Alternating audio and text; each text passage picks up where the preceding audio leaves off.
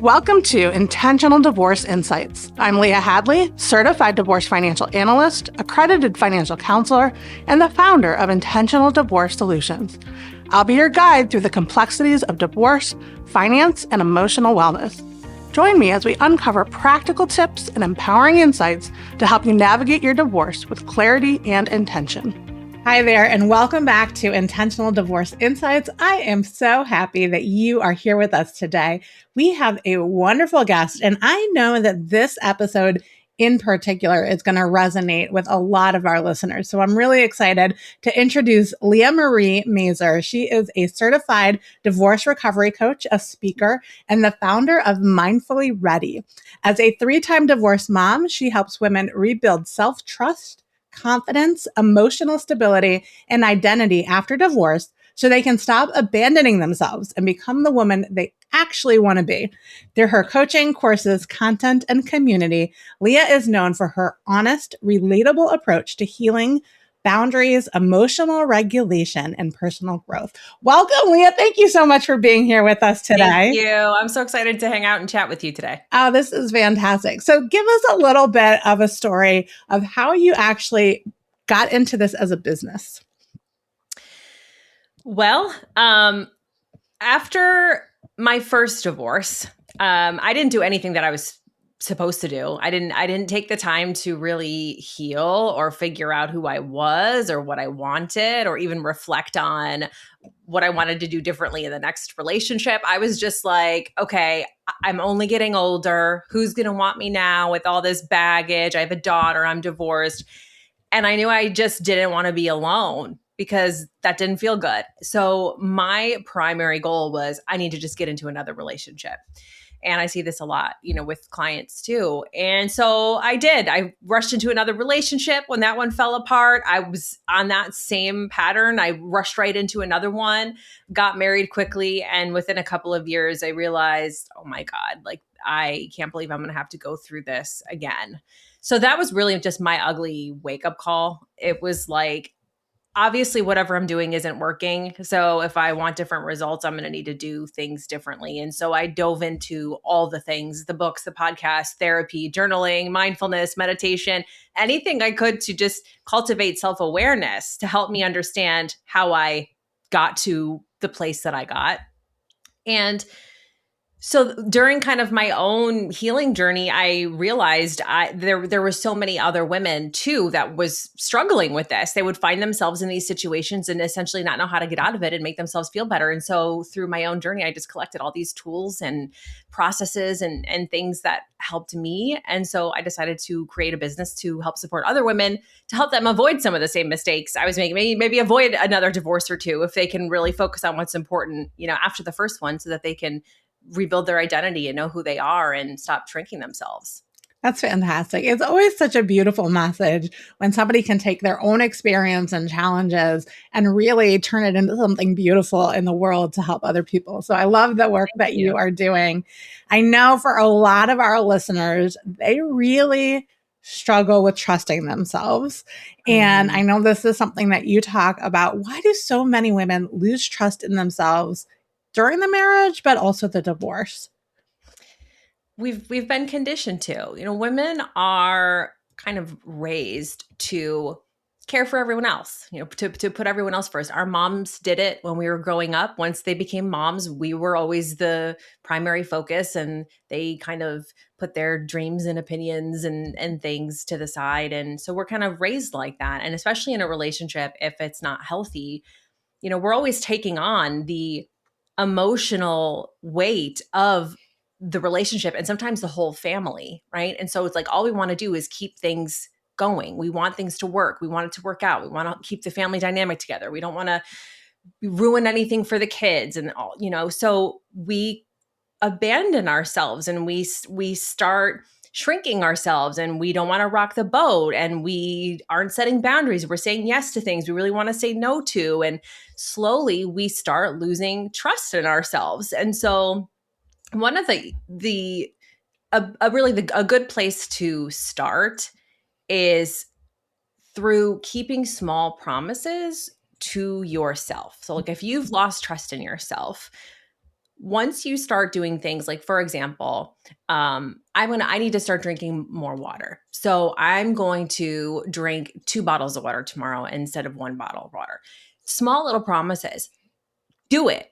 Follow through. If you're like, I'm going to go through 2 walks this week instead of 1 walk this week, do it. Follow through. That self-trust is slowly built through that follow through. It's you essentially reinforcing and to yourself that you can be trusted. And another thing too is women are also quick to dismiss their intuition. Like, we're so intuitive, and we have these messages that come to us, but we've been taught to ignore them, or they were wrong, or we're overreacting, or we're too emotional. And so that's also how you slowly lose that self-trust, is you start ignoring that inner compass. And so slowly you can start working towards that again. Like, when you have that initial response, that initial instinct, listen to it before the fear and the overthinking come in, right? And you kind of talk yourself out of it. It's like, what was that initial feeling that you had about it? Just dive in there and trust it, and trust that whatever happens from there after that decision, one of two things are going to happen. Either you're going to get the result that you were hoping for and be stoked about it, or you are maybe not going to get the result you hoped for, but you learned something. So you're taking wisdom from it, which is going to help you make different choices moving forward. Absolutely. And I love that simple example that you shared, Leah, of the water. I was one of these people for most of my life. In all honesty, it's just been in the last few years that I've grown up and gotten through this. But where, whether you are making, there's recommendations out there to drink 8 cups of water a day, or a certain amount times your body weight, or whatever the thing is, right? But for most of my life, if I didn't hit whatever the big goal was, let's just use the 8 cups as an example, then it was a complete and total failure. And there was no point in having the 1 bottle or the 2, or whatever that looks like, right? Yes. And I love that you shared that example of like, let's just incrementally do the 1 walk, or the 1 additional cup of water, or whatever that looks like, in order to kind of rebuild that. It doesn't have to be this all or nothing. Oh my God, I struggled that for so many years. I struggled with that. Yeah, because we have these big goals and we want to feel a certain way. And so we want to just like overhaul our whole life. Yeah. Especially if someone's like, oh, here's the blueprint, just do all these things. And you're like, okay, great. But that's not sustainable. Right. Like, it's not realistic, right? It took you a lot of time and conditioning to get to even where you are. You can't expect to just change your whole life overnight. Right. So that's really the key, is like, what are some small things I can start doing? And then slowly you build momentum, and then you can add another thing, and then add another thing. And those small things are what eventually lead to really massive change, like feeling how you want to feel and showing up the way you really want to show up in the world. Absolutely. Preaching to the choir, Leah. Absolutely. So you mentioned some of these tools that you kind of developed through your own experiences. I know a lot of people that I'm working with are really just kind of in that emotional survival mode. And I wonder if you could talk a little bit about what that kind of looks like in the folks that you work with, and how they can start to kind of begin regulating their nervous system again. Yeah, I love that. And this is just a tool that can be used any day forever, because when life is lifing, you're constantly going to be triggered, right? And you are always responsible for your reaction to everything outside of you. So one of the things I picked up, and I love this, and I do this myself all the time, I'm telling all of my clients about this, and it's simple and it's free. It's called box breathing. You've probably heard of it before. I love it because it's something that you can do at any time. And because what happens is, if we're triggered, or we're our nervous system is activated, what's really happening is like we're in that fight or flight, right? Our brain is kind of telling us that there's a threat, and then we need to be hypervigilant and prepare for it so that we can avoid being hurt, essentially. So when you're in that activated state, your brain is going to be going wild, trying to figure out all of these possible outcomes that could happen so that I could prepare for it and protect myself. So usually your heart rate increases, or maybe you feel the palms are sweaty, or you get that pit in your stomach, or like your shoulders are up to your ears or something. So the fastest way to help regulate yourself is to signal to your brain and body that you're safe. right?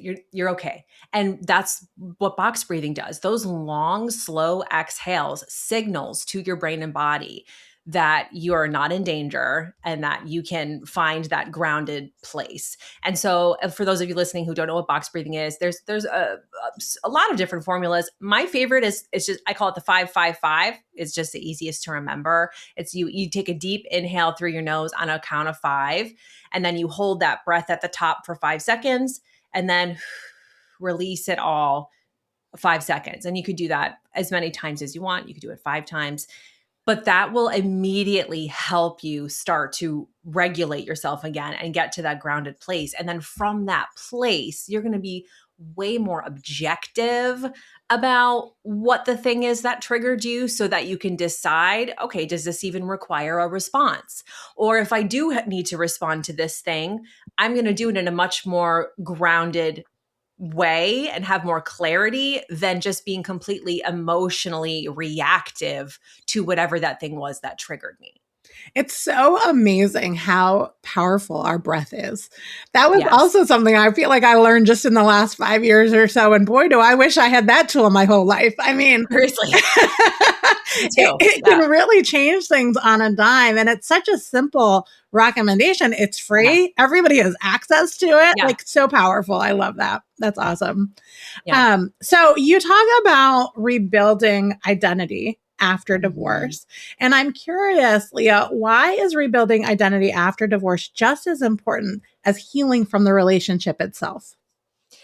Because a lot of us tie our identity to past roles, wife, mother, right? Caretaker, nurse, bookkeeper, cook, like all the things that we do when we're in a marriage and we're in a family dynamic. And that's still a part of your story, but it's not who you are. Like mom, that's a role. That's not who you are. Wife, ex-wife, that's a role. It's a label. It's not your identity. So it's important for you to start rebuilding that afterwards so that you can connect more deeply with yourself, so that you understand yourself more. You know what you want, you know what you need, you know how to meet those needs, and you know how to find fulfillment. So part of rebuilding your identity is, no longer attaching yourself to those past roles and thinking about who you want to become, right? Your future focus. Where am I going? Who do I want to be? What does that look like? What do I need to do to get there? What do I need to start saying no to so that I can get there? And it's also kind of the fun part of rebuilding after divorce. It's you get to decide, like, well, what do I like? Right. What hobbies or creative outlets, or what do I like to do with my time? What do I want to eat for dinner?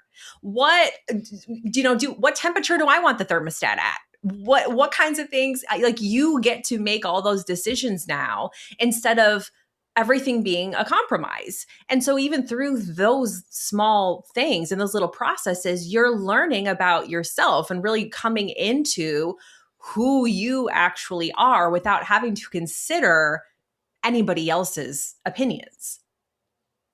That is so powerful. I'm curious, what are some of the biggest ways you see women unknowingly abandon themselves in relationships?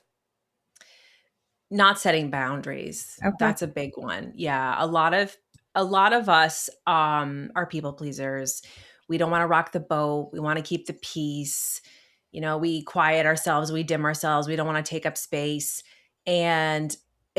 So we think that we're just trying to make things work when really we're shrinking and shrinking and shrinking, right? Abandoning, because we're not advocating for ourselves. We're not communicating our needs. We're not even believing that our needs are important. I mean, I've had so many women come to me who were in relationships that weren't even toxic, like there wasn't abuse or cheating or anything like that, but they just knew they were deeply, deeply unhappy.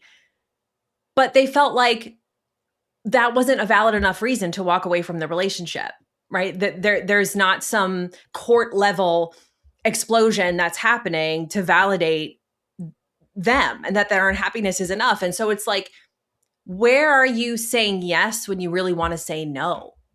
Where are you not speaking up when you really have something to say?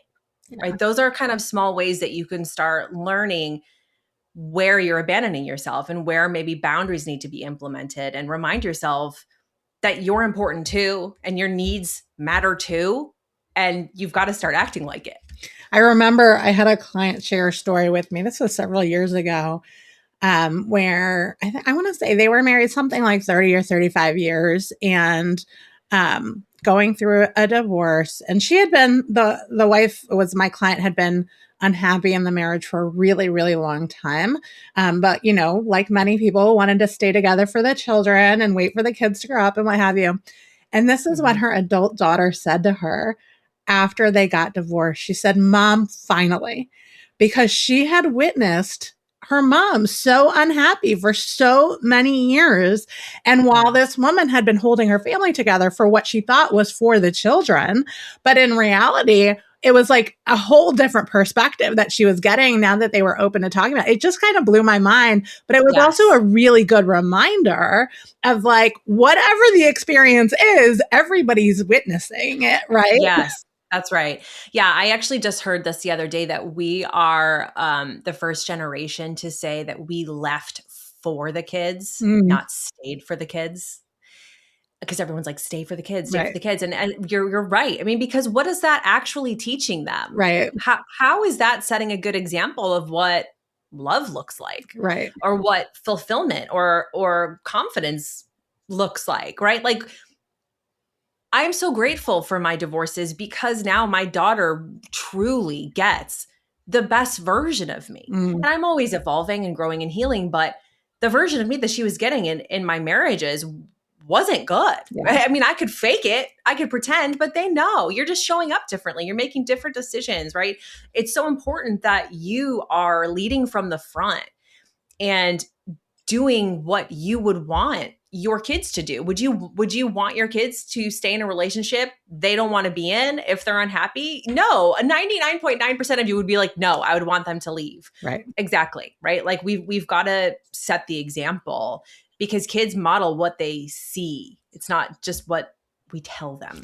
Absolutely. And actually, I think about it in my own case. You know, I when I went through my divorce, my kids were pretty young. I want to say my youngest was maybe 3 and my oldest was like 8 to the middle and was somewhere in the middle. But anyway, it was overwhelming when they were going back and forth between our homes at that age, because with a 3-year-old, he was, you know, screaming and it was just very, very stressful. The tension of that, right? But looking back on it, and so many women grieve that time that they don't have their kids, right? It's like this empty, and it's really hard for a lot of people, really struggle with that space. But looking back on it, I can now see like, that was so important for me to be able to take care of myself in that time when I didn't have the kids, that I was actually more energized when they were with me because I got those breaks in that time, in that space to allow me to be more present with them. So actually it was 100%. Really a blessing. Yes. And I look at it like that too. And I talk about this, of course, at first, like no mom has babies thinking that they're only going to see their babies sometimes, right? No one's prepared for that. But that is the realistic aspect of divorce. You're going to lose time with your kids as well. And at first, it's horrible. It's sickening. It's a really difficult, uncomfortable place to be in, feeling to have.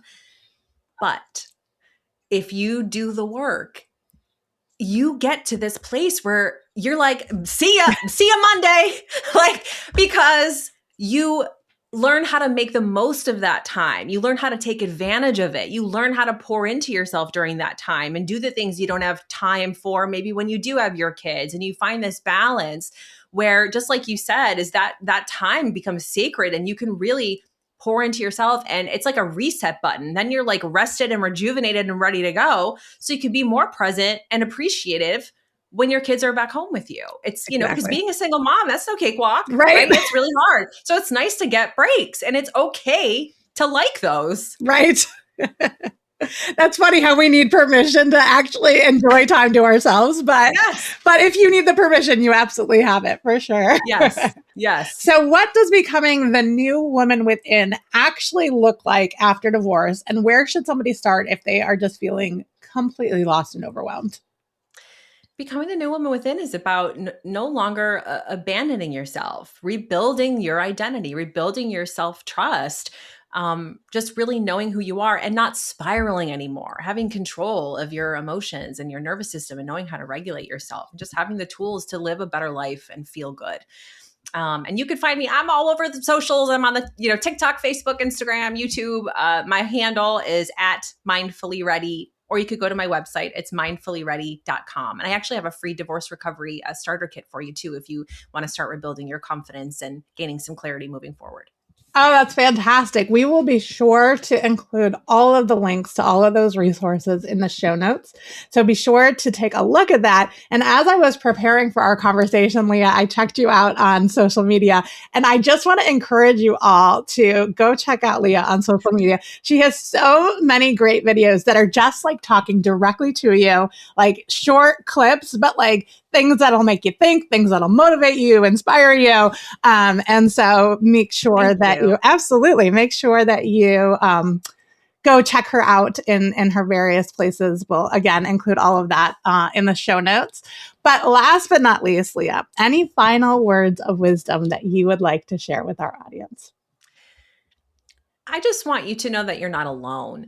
Divorce is so isolating and you often feel like nobody can really understand. But there are women who do. There are women who can really understand where you're coming from.